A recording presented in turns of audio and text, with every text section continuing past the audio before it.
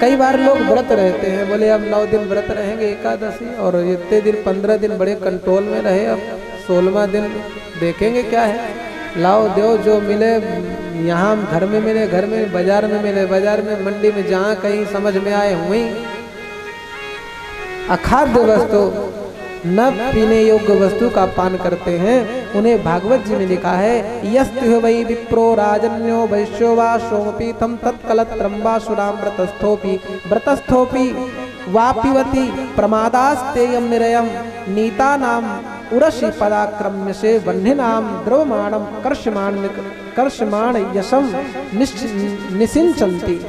कहते हैं कि जो भगवान के मार्ग का आश्रय लेकर के, चंदा करके, नवरात्रि का व्रत रख के, उस चंदे से अथवा अपनी जेब से अथवा नवरात्रि में किसी तरह कंट्रोल रह करके, और 10वीं रात्रि में यदि वो मद्यपान का और मांस भक्षण करते हैं तो यमदूत उनके गले में अपनी ये घोटू लगाकर, पैर का लिखा है युवा पिबंती प्रमादात, तो कहते हैं पदाक्रम्य, पैर के प्रहार से उनका गला दबा लेते हैं।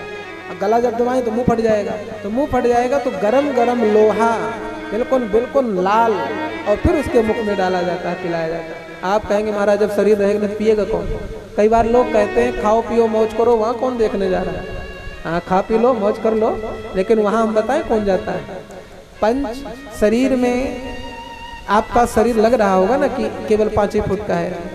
हाँ नहीं नहीं साहब, आपके शरीर में हवा है कि नहीं है, पानी है, अग्नि है, आकाश है, पृथ्वी है। पृथ्वी कितनी बड़ी है, जितने में आप खड़े हो, इसका पार नहीं, आकाश का पार नहीं। जिन चीजों का पार नहीं वही वस्तु आपके अंदर, तो उसका पार कैसे हो जाएगा साहब। इसलिए आप बहुत विस्तार वाले हैं, आप बहुत विस्तार वाले हैं, स्वरूप विस्तार वाला है। जो ये कहते हैं खाओ पियो मौज करो, तो ये स्थूल शरीर की बात है। अभी आपने मन बुद्धि चित्त का 2 दंड झेला ही नहीं है, तो फिर इसके बाद ये शरीर नष्ट होता है तो पकड़ा कौन जाता है। बोले जिस मन ने कहा तारे छोड़ कथा चल, ये तो पंडित जी लोगों का काम है बक बक करना, आए हैं जाएंगे, अपने तो अपने काम में लग जाएं।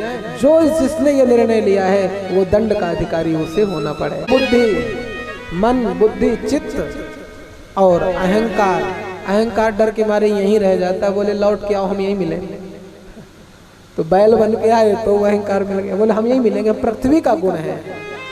तो जैसे गोस्वामी जी महाराज कहते हैं, कृषि निरावई चतुर सुजाना जिम बुद्ध तजहि मोह मद माना। जैसे किसान लोगों को पता है धान का पौधा या खरपतवार का, तो खरपतवार का पौधा निकाल के बाहर फेंक देते हैं, और धान का पौधा लगा रहता है। बोया तो उन्होंने धान ही था, हाइब्रिड का बीज था, ये खरपतवार को तो देखा भी नहीं था।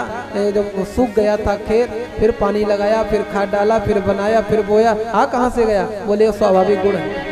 इसी तरह ये शुद्ध था, बुद्ध था, चेतन था, ये हरि स्वरूप था, लेकिन जैसे भूमि का स्पर्श हुआ इसमें काम, क्रोध, मोह, मत्सर के खरपतवार जामाए।